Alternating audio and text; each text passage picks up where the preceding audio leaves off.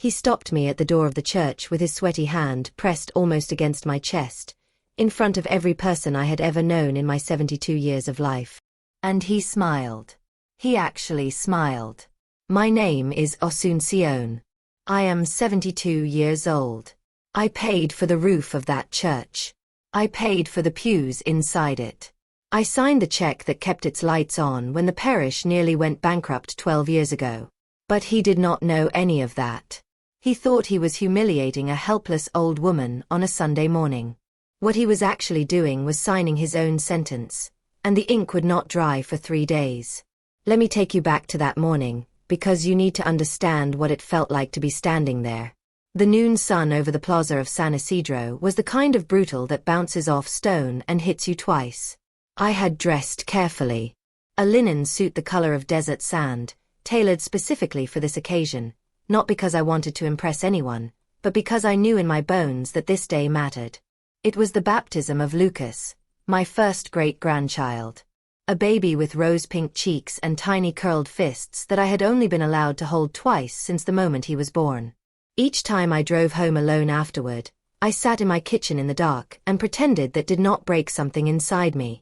In my hands I carried a small silver box, antique, hand-engraved, the kind of object that carries the weight of the women who owned it before you. My grandmother's. Inside it was a check generous enough to start a college fund for the child, because that is how I love. Not with knitted blankets or baby shoes. I am a practical woman. A retired pharmacist who spent 40 years behind the counter of a drugstore called El Alivio, listening to the pain of an entire town, mixing formulas, advising with patients. That profession taught me 2 things that have never failed me. How to measure exact doses so nothing becomes poison. And how to read a person's face when they are lying about their symptoms. That is why, the moment I saw my granddaughter Clarissa stepping out of the car with the baby in her arms, I caught it immediately. That shadow behind her eyes. That particular tension in the jaw of someone carrying a secret they have not yet decided to confess. Clarissa was always a sweet girl. Perhaps too sweet. The kind of person who bends like warm wax to whatever shape the people around her demand. Beside her walked Ernesto, her husband. He wore a shiny blue suit that was slightly too tight across the shoulders and a cologne so overpowering it reached me before he did. The kind of cologne men wear when they are trying to cover the smell of insecurity. He walked with the chest-forward stride of a man who had come into a little money quickly and mistaken it for destiny. I walked toward the church steps with my head high. I greeted Dona Remedios, who sells flowers on the corner. I nodded to Don Jacinto, the sacristan, who was sweeping dry leaves from the entrance. There were nearly 80 people gathered, neighbors, friends, people who had watched me grow old in this town, waiting for Father Anselmo to open the carved wooden doors. The murmur of conversations mixed with the distant ringing of the bells. I felt full that morning. Proud. Ready to forgive the ignored calls, the cancelled visits, the cheap excuses of recent months. And then I put my foot on the first step. Ernesto moved in front of me like a wall. He planted himself between me and my granddaughter, between me and my great-grandchild, and he extended one large arm, his hand landing almost against my chest, stopping me cold. The silver box in my hands made a small sound, like a protest. The murmur of 80 people cut off instantly. The silence that followed was so thick it had physical weight. "What are you doing here?" His voice was not a greeting. It was a bark. "I am here for the baptism of my great-grandson Ernesto," I said, keeping my voice calm, though I felt the heat climbing up my neck. "I am his great-grandmother." I tried to look past his shoulder, to find Clarissa's eyes. But she was staring at the ground, pretending to adjust the hem of the baby's gown. She could not look at me. That cowardice hurt more than his arm. He leaned in then. Close enough that I could smell everything that Cologne was trying to hide. And he spoke in a low voice designed to be heard by the people nearest to us, a theater whisper built for an audience. "Look, Asuncion." He dropped the donor he always used when he needed money from me. "Turn around and go home. We don't want you here." He paused, letting the next words land like stones. No old woman drama today. This is a celebration for young people. Modern people. You and your old stories, your advice nobody asked for. You smell like mothballs, you know that? Go home and watch television. That's what women your age are good for. Mothballs. Old woman drama. The words went in like glass splinters and stayed there. I, who showered with imported lavender soap. I, who read 2 newspapers every morning. I, who still managed my own investment portfolio and drove my own truck. He had just reduced me to a broken piece of furniture that no longer matched the decor. I looked around me. I saw the pity on Sonora Gertrudis's face. I saw the ugly fascination on the faces of Ernesto's cousins. And above all, I saw the arrogance on my son-in-law's face. He was savoring it. He felt powerful humiliating me on the steps of a house of God, in front of the people who had known me my entire life. He felt like the patriarch. The man who controls who enters and who stays outside. What Ernesto did not know, what his arrogance had made him too blind to remember, is that the patience of an older woman is not weakness. It is a dam. And behind that dam is a river that has been building pressure for years. I gripped the silver box so hard the engraved edges pressed into my palm. My first impulse was to shout. To tell him, right there, in front of all 80 of those witnesses, that the shiny suit on his back had been bought with a bonus I arranged. That the house he lived in existed because my name was on the bank guarantee. That the business he called his empire was operating on my land, with my capital, under a lease I signed. I wanted to burn it all down in that moment. Right there on the church steps, in the noon sun. But then I breathed. The air smelled of melted candle wax and street dust. And I remembered exactly who I was. I am Asuncion Valdez. I am not a dramatic old woman. I am a strategist. A cold calm moved through me like a chemical reaction. Precise. Total. The way a strong painkiller works, when the pain doesn't disappear but suddenly you can see past it with perfect clarity. I relaxed my grip on the box. I let the air out of my lungs slowly. I lifted my eyes to Ernesto's face, and I did not look at him with sadness or with pleading. I smiled. Just a small curve of my terracotta-painted lips. And I watched his eyes flicker for one fraction of a second with something he was not expecting. Doubt. He wanted tears. He wanted a scene. He wanted the confirmation that I was exactly what he had called me. A hysterical old woman with no power left. Of course, I said. My voice was clear. Firm. Loud enough for all 80 people to hear not what I said, but how I said it. Have a beautiful ceremony. God bless little Lucas. I turned with the precision of a soldier executing a maneuver. My heels on the stone. Clack. Clack. Clack. I did not look back. I did not search for Clarissa's eyes. I did not wait for the priest. I walked to my truck, parked in the shade of a flamboyant tree, opened the door and sat down. As I closed the door, the murmur behind me erupted again. Louder. More agitated. A sound like fire catching. Ernesto had won his little ego battle. He had thrown me out. He believed that. Poor man. He had absolutely no idea what he had just started. I drove home in silence. I did not turn on the radio. I needed to think, and my mind was already moving faster than the car. My hands on the steering wheel were not trembling. They felt capable. Purposeful. I passed the commercial building on the main avenue, the brick and glass storefront where Ernesto had set up his import business 3 years ago. The neon sign above the door read, Importations El Futuro. Imports, the future. I always found it a ridiculous name. I never said so. When I got home, the silence received me like an embrace. It is a large house, high ceilings, cool hallways, full of books and souvenirs from my travels. No mothballs. I set the silver box down on the entrance table. The check inside it, a sum that would have cleared the debts I knew Ernesto was carrying, would stay exactly where it was. That money had a new purpose now. I went to my study. A room that looks out over the back garden where I grow my orchids. I sat in the leather armchair that belonged to my late husband, and I turned on the desk lamp.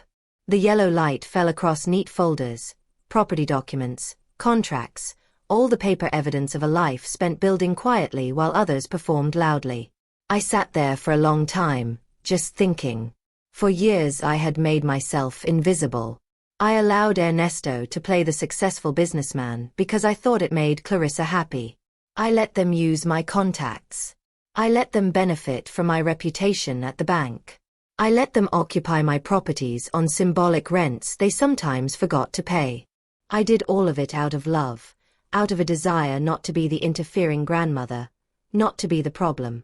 And they mistook my generosity for obligation. They mistook my silence for ignorance. Old woman drama. The phrase rang in my head like a bell, but it did not hurt anymore. It made me laugh. A dry, quiet, dangerous laugh. I opened the right drawer of my desk and took out a black leather address book. I found a number I had not dialed in some time, but I knew without any doubt that it would be answered immediately, Sunday or not, holiday or not. I picked up my phone and called Roberto Valenzuela, the attorney who has handled my family's affairs since before Ernesto was born. He answered on the third ring, his deep voice carrying the slight surprise of a man reached on his day of rest. Dona Asunción? Is everything all right? It's Sunday. Hello, Roberto. My voice came out calm, almost warm. I'm sorry to disturb your day off, but I need some documents prepared urgently. Ready by Wednesday morning, first thing. Of course.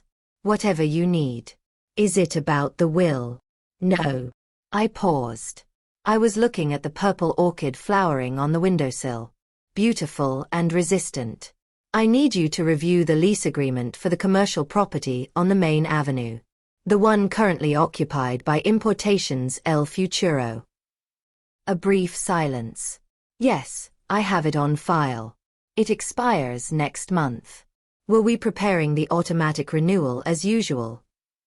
No, I said, and felt something cold and deeply satisfying move along my spine. There will be no renewal. I let that settle for a moment. And Roberto, I also want you to examine the clauses of the personal loan I made to my granddaughter for the down payment on her house. I seem to recall there was a condition about exclusive residential use. I believe they have been using the garage as a commercial storage space. That may constitute a breach. There was a longer silence on the line this time. Roberto is a sharp man. He understood immediately that something fundamental had shifted. Understood. Dona Asunción. Would you like us to send a preliminary notice, or do we proceed directly? Proceed with everything, Roberto. I want the notifications at their door Wednesday morning. No courtesy warnings. I want it legal, cold, and exact. As you say. Anything else? Yes.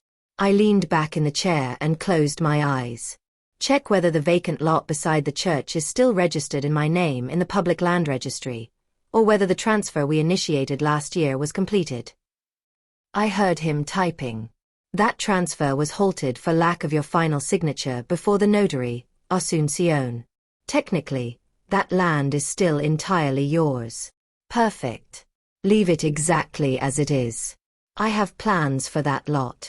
I hung up and set the phone gently on the desk. The house was silent. But my mind was running at full speed, and there was not a single tear on my face. Not one. Just strategy. I went to the kitchen and put the kettle on. While the water heated, I thought about Ernesto at that moment, probably toasting with his cousins, clinking glasses, laughing about the crazy old woman he had chased away from the church. Believing he had won something real. Not knowing that the woman he dismissed had just moved the first piece on a board he did not even know existed. I looked through the kitchen window at the empty street.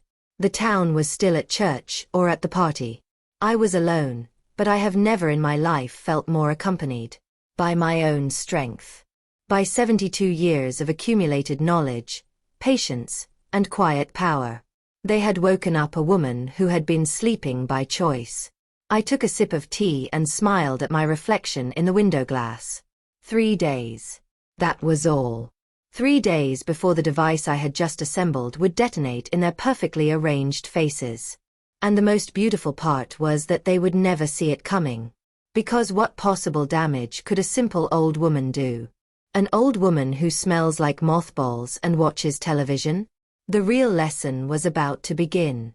Monday arrived with the deceptive brightness of a day that looks normal but carries an electrical storm inside it. I was up at 5 in the morning, as I have been every day since I opened the pharmacy 40 years ago. No tears on my pillow. No crumpled tissues on the nightstand. Ernesto expected to find me shattered, locked in my bedroom, grieving my old age and my solitude. What he did not understand is that the insomnia of a woman who has run a business for 4 decades is not cured by crying. It is cured by inventory. And that is exactly what I did. A brutal and meticulous inventory of my life, my assets, and above all, my mistakes. I made strong coffee, black, no sugar. While it brewed, I walked to the study and stood in front of the painting that hung behind the door. A coastal landscape my husband loved and I always found slightly sentimental. I lifted it from the wall. Behind it was the safe, built into the plaster. I had not opened it with this particular intention in years. I turned the dial. Right, left, right. The metallic click sounded like a judge's gavel. Inside there were no dazzling jewels. Those I keep at the bank. What was in that safe was far more dangerous to men like Ernesto. Paper. Mountains of paper, bearing signatures, notary seals, and dates going back decades. I pulled out a worn green leather folder that Ernesto would probably have assumed contained family recipes or prayer cards if he had ever bothered to look. I set it on the mahogany desk and opened it under the lamp. The smell of old paper and dried ink hit me. To most people it would mean nothing. To me it smelled like gunpowder. There it was. The deed to the commercial property on Hidalgo Avenue, the building Ernesto called his empire. I read Clause 3 carefully. Lease revocable upon conduct deemed improper or damaging to the moral standing of the property owner. I smiled. My attorney Roberto had always been a paranoid man when it came to contracts. For the first time in my life, I was deeply grateful for his suspicion. Ernesto had never read the fine print. He was too busy choosing paint colors and feeling like a magnate. I also found the promissory notes. 5 of them. Signed in Ernesto's large, disordered handwriting. Personal loans I had made over 3 years. One for the oversized truck he drove like a trophy. One for a European trip that was supposedly a business trip. 2 more to cover cash flow gaps in his business. He had treated these loans like gifts from a foolish old woman. But a promissory note is a promissory note. And 2 of them had passed their due dates months ago. I had not enforced them out of mercy. Out of love for Clarissa. Out of not wanting to strangle the household finances. But mercy had stayed behind on those church steps. I left it there when I turned and walked away. I spent 3 hours adding, subtracting, underlining. And I arrived at a discovery that should have terrified me but instead brought a cold, crystalline clarity. My son-in-law owned nothing. Absolutely nothing.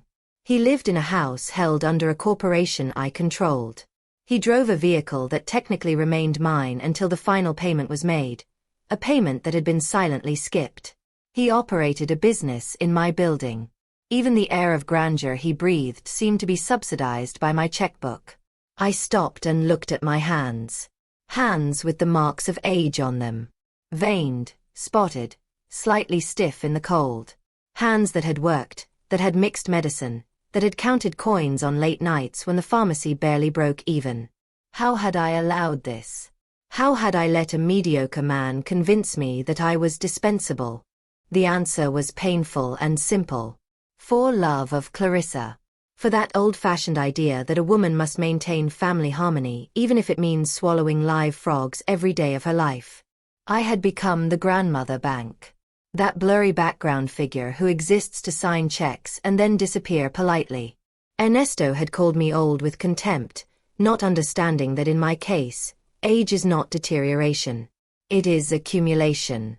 He saw wrinkles. I saw battles won. At 10 in the morning I dressed. Not in house clothes. I put on my navy blue tailored suit, my good pearls, and applied my makeup with care, erasing every trace of tiredness. I drove to the center of town. As I passed Importation's El Futuro, I noticed Ernesto's truck badly parked on the sidewalk, blocking the pedestrian crossing. Typical. He had always believed the rules existed for other people. My destination was the regional bank. The moment the manager, Rodrigo Castillo, saw me come through the glass door, he came out of his office with both arms open. I have kept my accounts at that bank for 30 years. Dona Asuncion. What a wonderful surprise on a Monday. How can we help you? Coffee. Black, please, Rodrigo. I need to review the status of my accounts and make some important movements. As we walked to his office, I felt the eyes of the people in the waiting line on me. Not the pitying looks from the church the day before. These were looks of respect. I heard someone whisper, "There goes the owner of the pharmacy." Another voice, "That woman donated the funds for the new school wing." Ernesto lived in his new money bubble. But in this town, reputation is built over decades of work, not with a shiny suit. He had underestimated me because in his shallow world a person's value is measured in youth and flash. In the real world, in the world of money and law, value is measured by the weight of a signature. And my signature in this town weighed a great deal. Seated in Rodrigo's office with my coffee, I did the unthinkable. I requested the enforcement of the guarantee clauses on the overdue loans. Rodrigo adjusted his tie. Dona Asuncion. This will freeze your son-in-law's operating accounts. If we process this today, his corporate cards will start declining by tomorrow morning. Are you certain? This is family. I set my cup down on its saucer with a sound as delicate as a whisper. When I spoke, my voice was granite. Rodrigo. Yesterday my family decided I was old woman drama and that I smelled like mothballs. I am simply demonstrating that mothballs are a very powerful chemical when handled incorrectly. I paused. Proceed. And also freeze the access to the joint account I share with my granddaughter, the household allowance account. He nodded slowly, typing quickly. Done. As of this moment, the tap is closed. I walked out of the bank feeling a lightness I had not felt in years. This was not revenge, I told myself. This was education. I was educating a grown man on the consequences of ingratitude.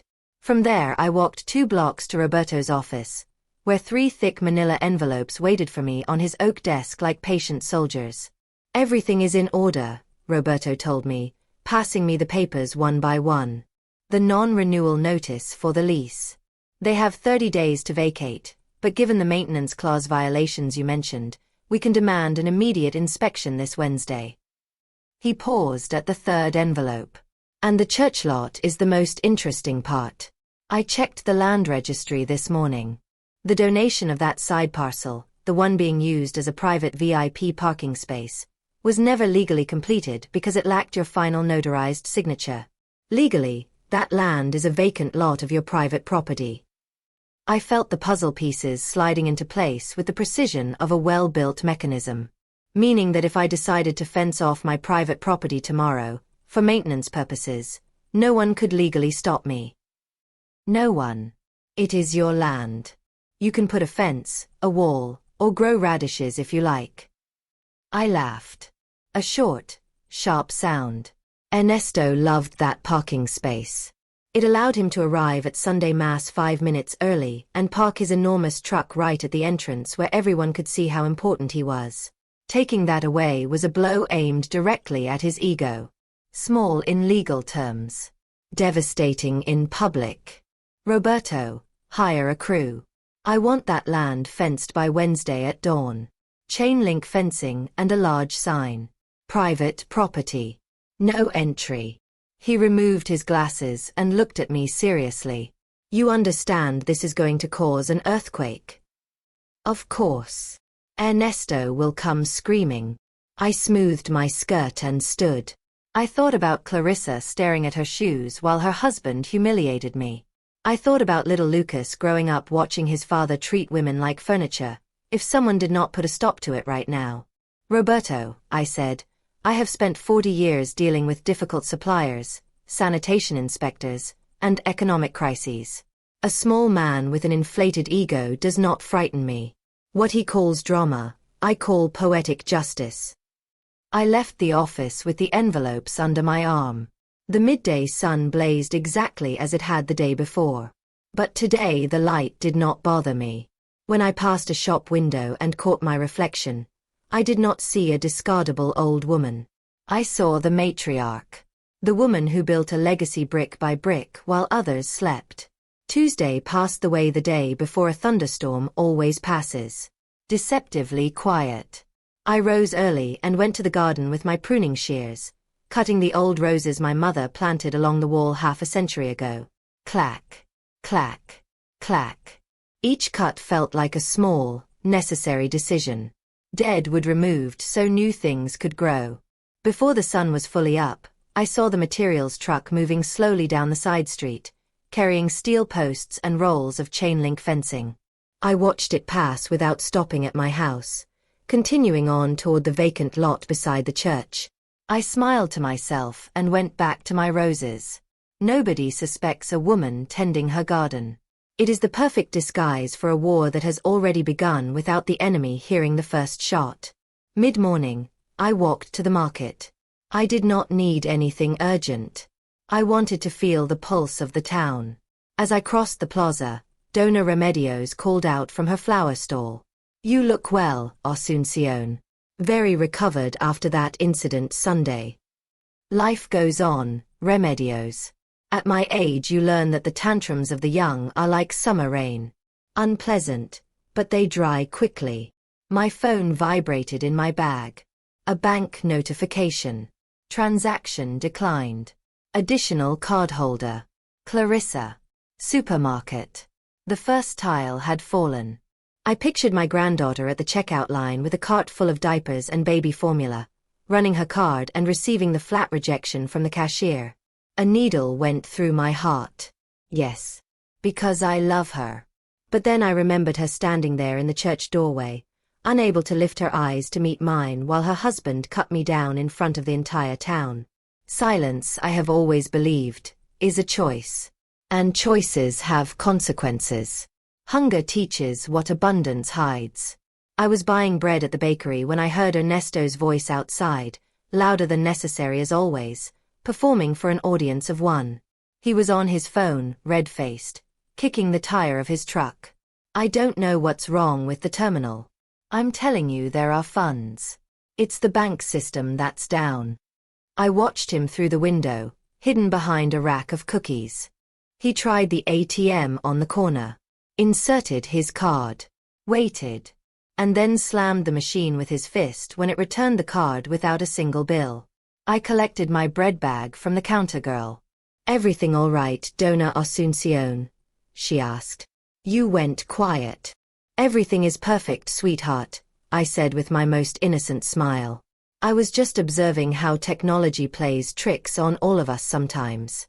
Not only on the old. That afternoon, Clarissa called 3 times before I answered. When I did, I made my voice slow, sleepy, the voice of a woman who had just been woken from a nap. Grandmother, something is wrong with the accounts. My card was declined at the supermarket. And Ernesto says his supplier payment bounced this morning. Do you know anything about this? I allowed a theatrical pause. A long, confused sigh. Oh my goodness, that's strange. I don't understand these modern things. Maybe a satellite failure? The news says that happens sometimes. No, grandmother, it's not a satellite. The bank told Ernesto the accounts are frozen. A guarantee review. You are the primary account holder. What does that mean? A guarantee review. I repeated the words slowly, tasting them. Oh, that's right. A letter arrived from the bank recently. Very small print, you know my eyes are not what they were. Something about updating documentation. Bureaucracy, You know how they are. We need that money. Ernesto has a shipment arriving tomorrow, and if he doesn't pay, the containers go back. You have to go to the bank and fix this. Darling, don't shout. It raises my blood pressure.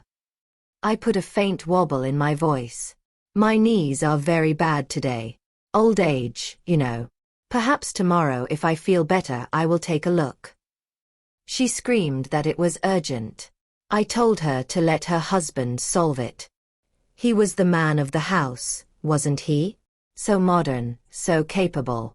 I hung up before she could answer. I sat in my chair for a long moment, the phone in my hand, a satisfaction in my chest mixed with an old ache. The ache of knowing that sometimes you have to burn a field to the ground before the soil can be fertile again. At 6 in the evening, Ernesto's truck roared to a stop outside my gate. He didn't ring the bell. He knocked with his knuckles, hard and fast, a man who had forgotten how to ask. I took my time. I straightened my skirt, adjusted my glasses, and opened the door with the serenity of someone who has been expecting exactly this. He looked wrecked. Wrinkled shirt, bloodshot eyes. Behind him, Clarissa chewed her nails and stared at the floor exactly as she had at the church. "We need to talk," he said, trying to sound authoritative. His voice gave him away. "Good evening to you too, Ernesto. Come in." I was just about to have tea. He pushed past me without asking and walked into the living room as though he owned it. Which, of course, in the most fundamental sense, he never had. "What did you do at the bank?" "The manager won't see me. Says it's orders from above." I settled into my armchair and gestured to the sofa. "Please lower your voice. The neighbors will think we are arguing, and you know I dislike scenes," I said, using his own words against him like a mirror. "The bank situation is simple routine. When a person reaches my age, the institution gets cautious about outstanding loans. They want everything reviewed. Things like the promissory notes you signed 2 years ago that, by my calculation, expired 6 months ago." He went pale. His mouth opened and closed. "But those were a family arrangement. You said there was no rush." "And there wasn't," I agreed pleasantly. "Until Sunday, when you told me to forget things, to go home, to stop causing old woman drama. So I decided to put all my affairs in order. To stop being a burden with my old stories. I let my lawyers and the bank do their job. They are the experts, aren't they? Young people. Modern people. You have left us without a single working peso," he shouted, rising from the sofa. "I have a shipment of appliances held at customs. If I don't pay tomorrow, I lose the deposit." "What a pity," I said, sipping from my empty cup. "I suppose you will have to use your savings. Or sell that beautiful truck parked outside. To avoid the drama, of course." Clarissa's eyes filled with tears. "Grandmother, please. This is Lucas's future." "No, my love." I corrected her gently but without softness. "Lucas's future is secured in a trust one opened yesterday that no one except him, when he turns 21, can touch. What is at risk is your lifestyle. And that, my darlings, is no longer my problem." Ernesto stared at me with a look I had never seen on his face before. A mixture of hatred and something new. Fear. He was beginning to understand that the woman seated across from him was not the docile grandmother who signed holiday checks. He was beginning to see the owner of the board. "This is revenge," he muttered. "Because I didn't let you into the baptism." I rose slowly from my chair. I walked toward him until I was 1 meter away. My voice dropped a register, becoming cold and precise as a surgical instrument. "Think what you like, Ernesto. But I suggest you save your energy. Tomorrow is going to be a long day. I hear there will be some work being done near the church. And I believe there are municipal inspections scheduled on the main avenue. It would be a shame if your establishment didn't have its civil protection permits in order." He frowned, confused, too swamped by his financial panic to connect the dots yet. "What are you talking about? My place is perfect." "I hope so," I said, walking toward the door to show them out. Because at my age one becomes very particular about rules being followed. Now if you'll excuse me, I need to rest. Old age is so tiring. I closed the door behind them with devastating politeness. Through the window I watched Ernesto slam the truck's steering wheel with his palm before pulling away. He thought the frozen accounts were the crisis. He had no idea those were merely the appetizer. I called Roberto. Everything was confirmed. The fencing crew at 5 in the morning. The notary and inspectors at the commercial property at 9 sharp. I went to bed and slept, for the first time in months, without waking once. Wednesday arrived with the metallic sound of hammers striking steel posts in the early morning. I heard it from my bedroom window at 6. The chain-link fence was already going up beside the church, silver and bright in the first light, closing off the land that Ernesto had treated as his personal throne for 3 years. I made my coffee, sat on the gallery, and waited. At 7:15 his truck appeared on the street below, moving fast. I watched him brake hard in front of the church, get out with a door slam that echoed off the buildings, and grab the new fencing with both hands and shake it like an animal that has discovered its cage. A worker approached him and pointed to the red and white sign hanging from the wire. Private property. No entry. Inquiries. Valenzuela Law Office. Ernesto put his hands on his head. That parking space was not just a parking space. It was his announcement to the whole town that he had privileges other people didn't. Seeing it caged was seeing his ego caged. But the main act would not be at the church. It would be on Hidalgo Avenue. I finished my coffee, washed the cup, dried it calmly, put on my sunglasses, and drove to the center of town. When I pulled up across from Importations El Futuro, the scene was already in motion. It was 9 o'clock exactly. The metal shutter of the storefront was halfway up, and in front of it stood Roberto, a notary public in a gray suit, 2 municipal inspectors in orange vests with clipboards. "No, my love." I corrected her gently but without softness. "Lucas's future is secured in a trust one opened yesterday that no one except him, when he turns 21, can touch. What is at risk is your lifestyle. And that, my darlings, is no longer my problem." Ernesto stared at me with a look I had never seen on his face before. A mixture of hatred and something new. Fear. He was beginning to understand that the woman seated across from him was not the docile grandmother who signed holiday checks. He was beginning to see the owner of the board. "This is revenge," he muttered. "Because I didn't let you into the baptism." I rose slowly from my chair. I walked toward him until I was 1 meter away.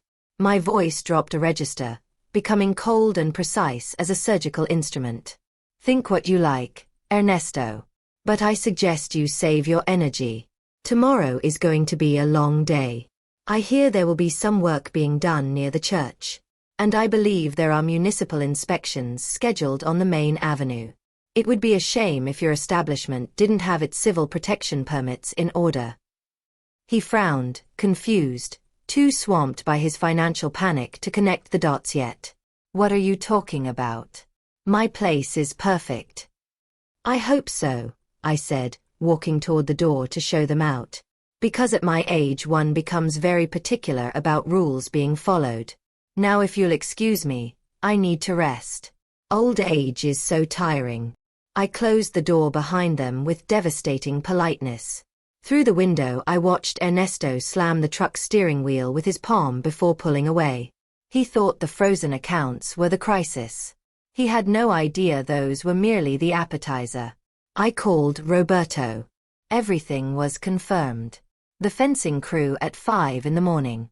The notary and inspectors at the commercial property at 9 sharp. I went to bed and slept, for the first time in months, without waking once.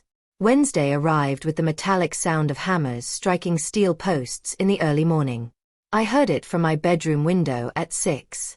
The chain-link fence was already going up beside the church, silver and bright in the first light, closing off the land that Ernesto had treated as his personal throne for 3 years. I made my coffee, sat on the gallery, and waited. At 7:15 his truck appeared on the street below, moving fast. I watched him brake hard in front of the church, get out with a door slam that echoed off the buildings, and grab the new fencing with both hands and shake it like an animal that has discovered its cage. A worker approached him and pointed to the red and white sign hanging from the wire. Private property. No entry. Inquiries. Valenzuela Law Office. Ernesto put his hands on his head. That parking space was not just a parking space. It was his announcement to the whole town that he had privileges other people didn't. Seeing it caged was seeing his ego caged. But the main act would not be at the church. It would be on Hidalgo Avenue. I finished my coffee, washed the cup, dried it calmly, put on my sunglasses, and drove to the center of town. When I pulled up across from Importations El Futuro, the scene was already in motion. It was 9 o'clock exactly. The metal shutter of the storefront was halfway up, and in front of it stood Roberto, a notary public in a gray suit, 2 municipal inspectors in orange vests with clipboards. I provide the name, the capital, the building, and the reputation, I said. And today I am withdrawing all 4. The notary approached Ernesto with the notification form. Ernesto looked at the pen like it was a weapon aimed at him. His whole fantasy, that castle of cards built on my back, was collapsing in real time. He signed with a shaking hand. As he passed me, he leaned in. I will sue you. Abuse of trust. I laughed. Once. Sharp. Abuse of trust. Roberto has worked for my family since before you were born. If you want a city lawyer, go ahead, but your accounts are frozen and mine are not. What will you pay him with? He went silent. The weight of reality fell on him like a concrete slab. No money. No building. No truck of his own. Nothing. I turned to Clarissa one last time. She was crying silently, holding Lucas, who slept through all of it, innocent and warm. You and the baby always have a place in my home, Clarissa. Always. But him, I nodded toward Ernesto. He needs to learn how to be a man, not a parasite. I got in my truck. My hands were steady. I started the engine. Through the glass I watched Ernesto sit down on the curb with his head between his hands, in front of the shuttered storefront that had never really been his. The crowd dispersed, carrying the story with them like fire carries heat. Dona Asuncion was not a harmless old woman. She was the one who owned the ground they all walked on. I drove home. What I felt in my chest was not joy. You do not feel joy watching family suffer, even when it is necessary.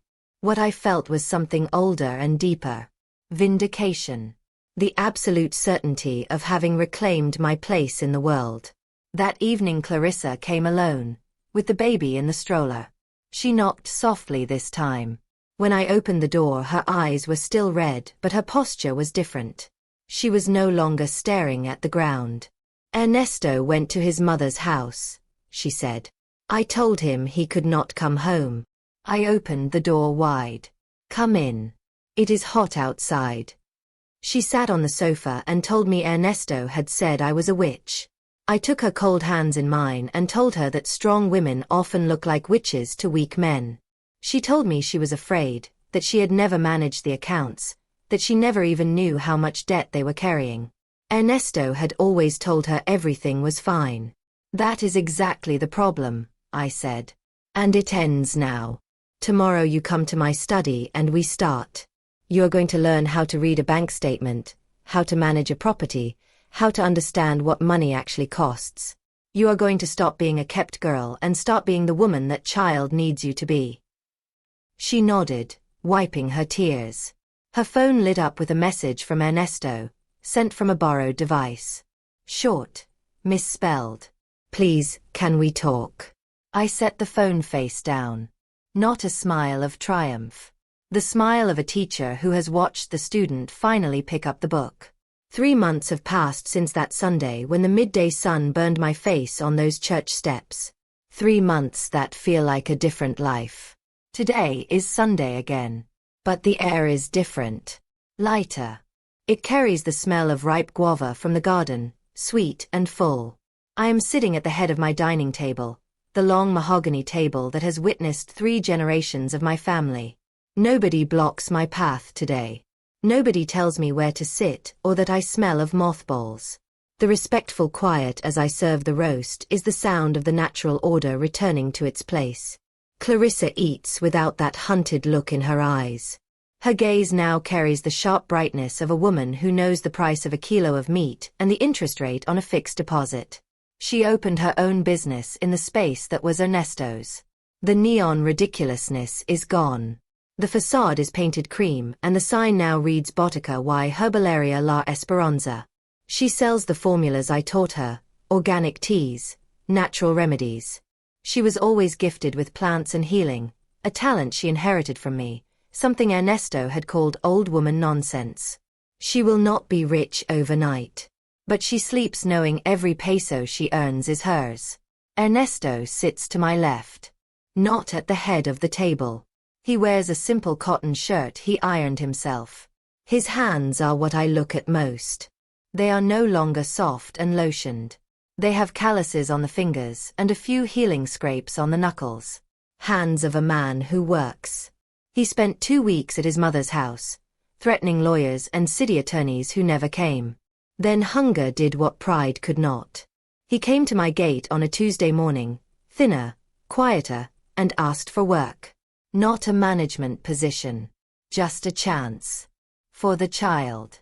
I found him a position at the hardware warehouse down the road, loading cement and organizing steel rod inventory. Hard, honest, dirty work. He took it without a single word of complaint. How was the week at the warehouse, Ernesto? I ask, breaking the silence at the table. He looks up, surprised to be addressed. Demanding, he says. A truck of bricks came in Friday. We finished unloading at 8 at night. But Don Jacinto paid overtime. There is something in his voice I have never heard before. A quiet, genuine pride. Not performance. Not boasting. I brought a dessert. With what I earned. He points to a modest pastry box by the door. Not from an imported French bakery. From the neighborhood bread shop. Thank you, Ernesto. We will have it with coffee. Later on the porch with 2 cups between us, he tells me something I never expected to hear from him. Asunción. I wanted to thank you. I raise one eyebrow. Thank me. 3 months ago you said I had ruined your life. You did, he admits with a dry short laugh. You ruined the fantasy life I had. But I think you did me a favor. At the end of a shift at the warehouse, when my bones ache and I sit down, I feel real. Clarissa looks at me differently now. Not like I am her rescuer. Like I am her partner. I think that is better. It is the first sensible thing I have heard him say in 5 years. I'm glad you see it that way, I tell him. Because inheritance runs out. Beauty fades. Shiny suits go out of style. But what a person builds with their hands and their character stays. That stays forever. He nods. Then he looks at me with something still cautious in his face. I know I still owe you a great deal. Keep making weekly payments, whatever you can. It is not the money I am watching, Ernesto. It is the consistency. As long as you treat my granddaughter with respect and that baby with love, you will have a place at this table. I lean toward him slightly and let my voice find that steel edge again, the one that frightened him in the notary's office. But if you ever raise your voice at Clarissa again, if you ever believe you are better than the people around you, if you so much as think about blocking my path anywhere in this world, I promise you on the memory of my husband that there will not be a hardware warehouse or a corner of this country where you can hide. He swallows. Nods. Vigorously. Understood. Asunción. Completely understood. Good. Now pour me more coffee before it gets cold. Little Lucas babbles in his high chair, reaching for anything within range. Clarissa lifts him and brings him to sit with us. The 3 of us, a matriarch, an entrepreneur, and a man learning what it means to earn something real, settle into the evening as the town's lights begin to come on one by one. I think about the words. Old woman drama. And I laugh inwardly. It turns out the drama was necessary. It turns out the old woman was carrying the cure for the disease that had been rotting the roots of this family tree. My orchids hang from the porch ceiling, flowering in purple and white. They do not ask permission to grow. They simply find the light and hold on. I have done the same. I recovered my dignity. I secured my great-grandchild's future. And I taught a lesson this town will not forget quickly. I am not a spectator in my own family's story. I am the one conducting the orchestra. And as long as I have strength and clarity, the music will play exactly as I say. Lucas stretches one small hand toward me. His skin is new and soft and full of everything that has not happened yet. He will not know the details of this war when he grows up. But he will know his great-grandmother was not a woman who could be defeated. He will know that respect is not requested. It is established. Through actions. Through courage. Through the willingness to burn down what is rotten so something true can grow in its place. Clarissa's voice pulls me back. Grandmother. What are you thinking about? I smile. Fully. Peacefully. Nothing important, my love. Just that it is never too late to put a house in order. And that coffee, when it is finally drunk in peace, tastes like nothing else in the world.